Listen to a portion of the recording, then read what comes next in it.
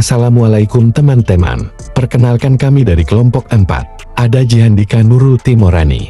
Dan juga ada Nurul Afif Al-Fariji yang akan menjelaskan materi tentang organisasi ekonomi mandiri. Oke, kita langsung saja kepada materi yang pertama yang akan dijelaskan oleh Saudari Jihandika Nurul Timorani. Pertama, rekrutmen. Rekrutmen adalah proses awal untuk memenuhi kebutuhan akan sumber daya manusia dalam organisasi. Nah, dalam rekrutmen ini terdapat dua sumber. Pertama, rekrutmen internal. Kedua, rekrutmen eksternal. Rekrutmen internal adalah mengisi posisi yang lowong dengan calon dari dalam. Kemudian ada rekrutmen eksternal. Rekrutmen eksternal adalah proses mendapatkan pekerjanya dari luar organisasi.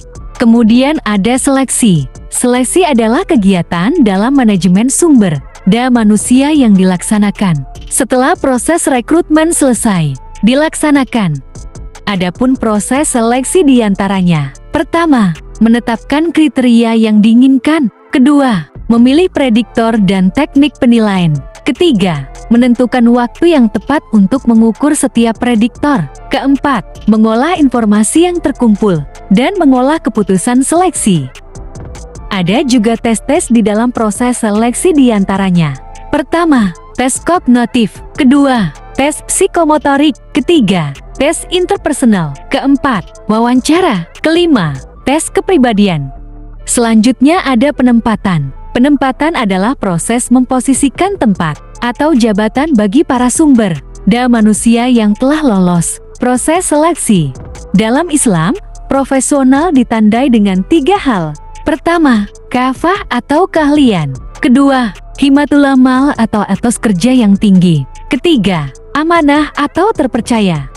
Penempatan karyawan jika dilakukan baik dan tepat akan mempengaruhi faktor-faktor tertentu seperti motivasi, kinerja, kepuasan kerja, prestasi kerja. Mungkin dicukupkan sekian materi dari saya, dan materi selanjutnya akan dijelaskan oleh Saudara Nurul Afif Al-Fariji.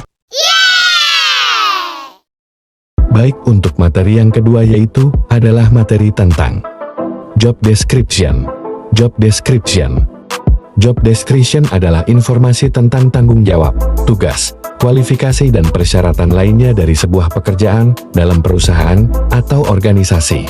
Informasi yang idealnya dalam berbentuk dokumen ini membantu perusahaan untuk memahami dengan jelas apa yang diharapkan dari karyawan dalam pekerjaannya. Pada sisi yang lain, job description juga membantu calon karyawan untuk memahami apa yang diharapkan dari mereka jika mereka diterima untuk posisi tersebut. Job description biasanya dibuat sebelum perekrutan dimulai dan diperbarui secara berkala untuk memastikan keakuratan dan relevansinya terhadap perubahan yang terjadi dalam organisasi atau pekerjaan. Bagian-bagian job description dan cara membuatnya. 1. Nama pekerjaan. Nama pekerjaan atau job title adalah nama atau titel yang diberikan pada posisi tertentu dalam sebuah organisasi atau perusahaan.